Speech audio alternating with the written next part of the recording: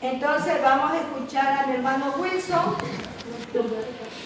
No está preparado. Sí, o sea, a ver, depende Depende del tema, digo yo. En el grupo sí, o sea, yo tengo un tema nomás.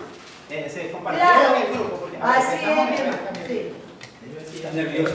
La parte que le tocaba a usted la da, nada más, tranquilo. Es en Evangelio una persona, una presentación sencilla. Ese es el. Ajá, ese es su tema. ¿Ya? Sí. Venga, mi padre. Tranquilo, ¿no? Bueno, el tema, nosotros tenemos la lección número 6. Como título tiene el Evangelio a una persona, una presentación sencilla. Dice el texto que, y bueno, es la verdad, que el tratar de evangelizar a una persona no es lo mismo que estemos al frente, así en una predicación, en un culto o en una campaña o en un aire libre.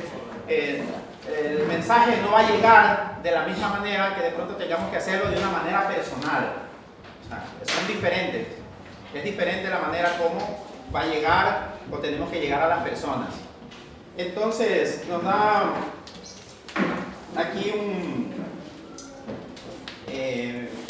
como un ejemplo, el caso del cuando Felipe dio el mensaje al etíope.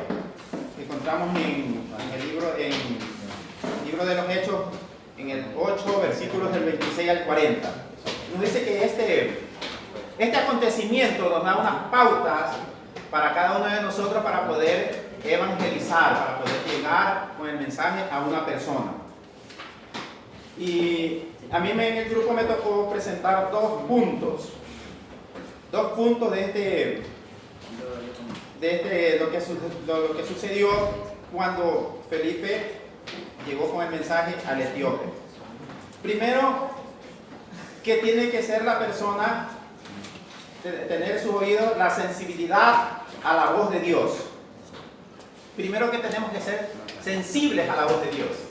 Claro, yo hice una revisión, pues no, aquí habla de Felipe, pero no es Felipe el discípulo, sino que es Felipe, uno de los 7 de los diáconos que fue escogido cuando la iglesia primitiva recién se estaba formando. Y había la necesidad de que había que atender a las viudas que hablaban griego. Entonces de ese Felipe es el que se está hablando. Y dice la palabra que ese Felipe era lleno del Espíritu de Dios. O sea, un hombre lleno del Espíritu de Dios y con sabiduría. Porque este hombre fue sensible a la voz de Dios. O sea, estuvo ahí. Y dice la Escritura que, ahí es algo tremendo también cuando se lee la Escritura, que el ángel, dice que un ángel le habló a Felipe. Y aquí podemos ver que podemos sacar 3 como subpuntos, donde dice que un ángel del Señor habló a Felipe diciendo: levántate y ve hacia el sur por el camino que desciende de Jerusalén a Gaza, el cual es desierto. Primero vamos a ver que los planes de Felipe difieren de los del Señor, y muchas veces es así. Pues quizás Felipe estaba pensando hacer otra actividad ese día, pero Dios por medio del ángel le dio una orden y cambió los planes para Felipe. 1, 2. Felipe escuchó de manera clara la voz de Dios. O sea, fue clara el mensaje, no es algo por decirle algo que puede ser o no puede ser. Para Felipe fue claro el mensaje. No se movió en cuanto a emociones. Cuando Dios nos habla para hacer algo, tiene que ser clara su voz, escucharla. Y como tercer elemento tenemos que ver que es Dios muy específico. Dios le dio allí todos los datos a dónde tenía que ir y a dónde tenía que moverse en ese momento. Entonces tenemos que ser sensibles a la voz de Dios. Luego, el segundo punto es que tenemos que ser obedientes a los planes de Dios. Porque cuando Felipe escuchó la voz de Dios, él lo que hizo fue enseguida pararse y ir al lugar donde había sido mandado. Entonces, sensibilidad a la voz de Dios y obediente a lo que Dios nos está mandando para poder llegar con ese mensaje. Y como dice la Escritura, que llegó donde este etíope, se acercó, le explicó el pasaje que estaba leyendo y lo bautizó. Entonces, ese es el tema que me tocó. Muy bien, mi hermano. Aplauso para el hermano. Está bien, acerca del etíope Felipe y el etíope, ¿verdad? Aquí vemos la obediencia también, ¿no? Como el varón elegido por Dios es obediente. En este caso me estaba acordando que el hermano exponía el caso de Jonás, ¿verdad? Que Jonás sabía que él tenía que ir a Nínive, pero él no quería hacer el mandato que le habían dado que cumpla. ¿Por qué? Porque él decía, un pueblo que nos atacó, un pueblo que nos humilló, ¿por qué yo voy a pedir por aquel pueblo? Entonces hizo todo lo contrario, ¿verdad? Él quiso huir de la orden dispuesta por Dios. Sin embargo, sabemos, conocemos la historia de lo que aconteció y le tocó ir a predicar. Después de estar 3 días dentro del pez, ¿verdad?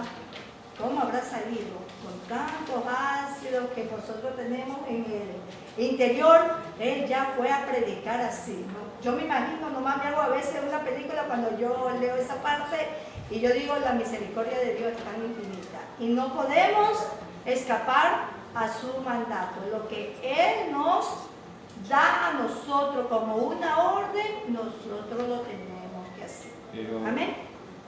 justo algo. Sí, dígame, mi hermano. Pero 3 días, si solo con los ácidos que tenemos nosotros nos deshace, se deshace la carne. Cuando nosotros comemos carne en bruto, le digo yo, porque yo en vez de la filetear, le digo filetear, y la otra carne sí, yo le digo carne en bruto. Digo, eso demora para digerirse, ¿ya? El ácido de nosotros que tenemos, imagínense de una ballena, pero la benevolencia misericordiosa de Dios Así es que él salió intacto de ahí. Intacto. ¿Habrá salido intacto? No, yo también me hago una película. Yo creo que intacto no habrá salido, porque él iba a predicar lo que él había vivido. Y realmente sí ha de haber salido con llagas, sí ha de haber salido, dice uno, como especie de quemaduras, porque los ácidos queman, ¿no? Pero con la misericordia infinita de Dios, allí él tiene la fuerza. Ahora demuestra que tiene que cumplir, tiene la voluntad de hacer lo que se le fue encomendado, aunque sea, dice uno, con llagas, qué sé yo, yo me lo imagino de esa manera, ¿no? Él salió vivo. Lo importante es que salió con vida para poderse cumplir lo que Dios le había mandado. Así es, mi hermano.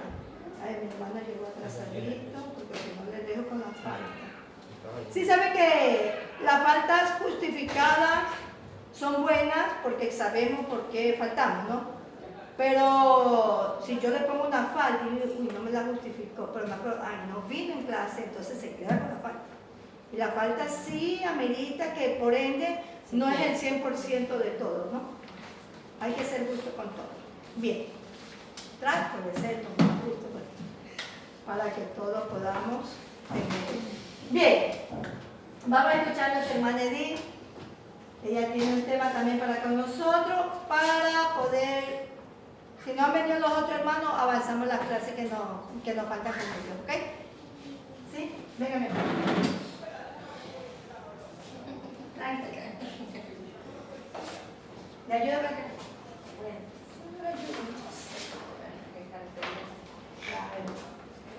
Ese es su apoyo. Buenas tardes, hermanos, Dios nos bendiga, amén. El tema el cual mi hermana maestra en este día me dio fue, se me perdió,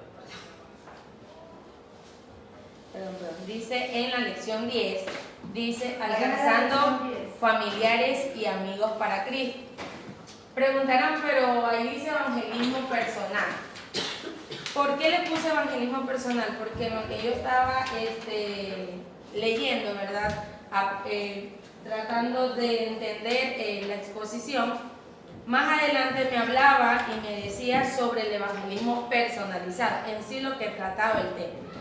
Al inicio explicaba que hoy en día nosotros, ¿cierto?, como hermanos en Cristo, predicamos el Evangelio haciendo campañas, ¿cierto?, evangelismos en la calle, ¿cierto?, en lo que uno predica, habla la palabra de Dios. Amén. Pero qué importante lo que entendí aquí, el evangelizar personalmente, ¿cierto? Y habían unos ejemplos, como uno del principal, cuando Jesús evangelizó de una u otra manera, le predicaba la palabra, ¿cierto? Pero le estaba evangelizando a la mujer samaritana, a la mujer del pozo, amén.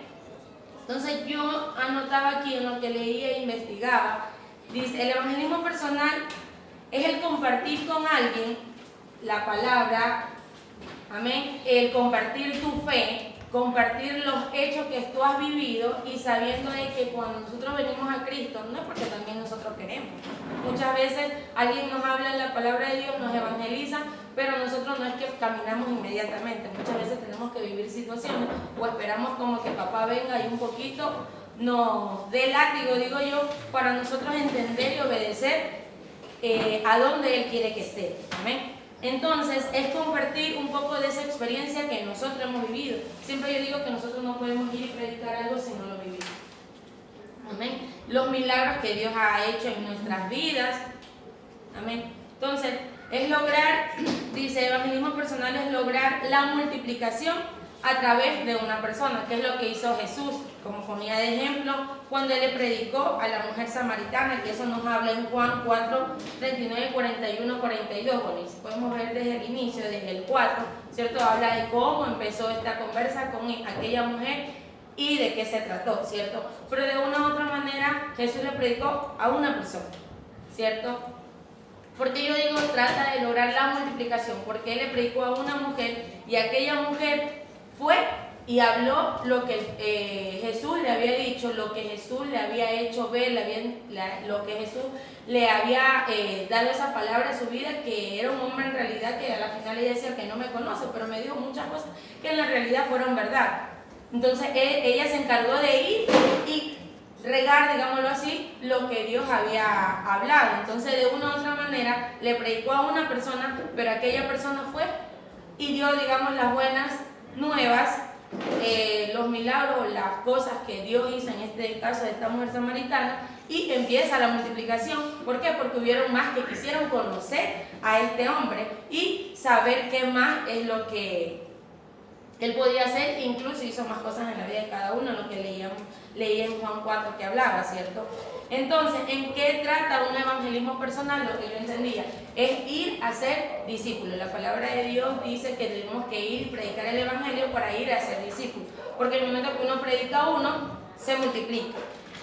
Un discípulo, ¿cierto? ¿Qué es un discípulo? Es alguien que desea seguir, que desea aprender. Amén. Alguien que se compromete, ¿cierto?, a seguir, a hacer lo que el Padre quiere, y sobre todo es alguien que está dispuesto a obedecer lo que dice el Padre. No obedecer al hombre, obedecer al Padre, ¿cierto? Entonces, para lograr, yo noté, bueno, lo que yo investigué, no solamente aquí en el libro decía, pero yo investigué que hay 7 pasos para poder lograr y conseguir un discípulo, y al conseguir ese discípulo es el que se va a encargar para poderse multiplicar y hacer más discípulos, y en sí vamos y conseguimos más almas para Cristo, que ese es el punto, ese es el objetivo, conseguir más almas para Cristo, ¿cierto? Yo tengo 7 pasos, que es uno, primero un contacto, reto, confirmación, la llamada, conversación, consagración y multiplicación, que es el punto final. Contacto. Ustedes dirán, ¿cómo? ¿De qué manera? Es cuando uno va y empieza a conversar con alguien, ¿cierto? O incluso alguien viene y de algún momento, nos ha pasado, ¿cierto? En nuestro día a día, en nuestro diario vivir, en nuestro trabajo, alguien viene y de pronto te dice que está pasando alguna situación. En lo que, bueno, en la tarea que también a mí me enviaba mi hermana, leía, ¿cierto? El evangelismo, cómo uno debe de empezar a hacerlo. Y trataba al inicio de que uno debe de buscar como que un tema puntual de cómo llegar a una conversación con alguien, para poder de una y otra manera poder llegar y ir con el mensaje que es predicarle la palabra de Dios, ¿cierto? Entonces, Aquí hay un punto que yo lo anoté, decía, el cuarto punto, que es la llamada. ¿De qué manera? La llamada que él tome la decisión de hacerlo. Muchas veces cuando nosotros hemos predicado o estamos haciendo un evangelismo, uno hace esa llamada, tú quieres aceptar a Cristo, ¿cierto? Asimismo, cuando le estemos predicando a alguien, cuando estamos evangelizando a aquella persona, vamos empezando conversando, hablando de la palabra de Dios, y llegar a ese momento que es algo importante que no debemos olvidarnos, sino que hacerle esa llamada, hacerle de que Él venga y camine y tome esa decisión que es tan importante. El otro punto, conversación, ¿sí? Yo tengo aquí que debemos entender, que debemos intentar que la persona dé ese paso, ¿cierto? En Hechos 22:16, Ananías, vemos cuando Ananías, ¿verdad?, de una u otra manera empujó al apóstol Pablo a que tome esa decisión. Quisiera leer para poder concretar mi posición. Amén. Hechos 22:16.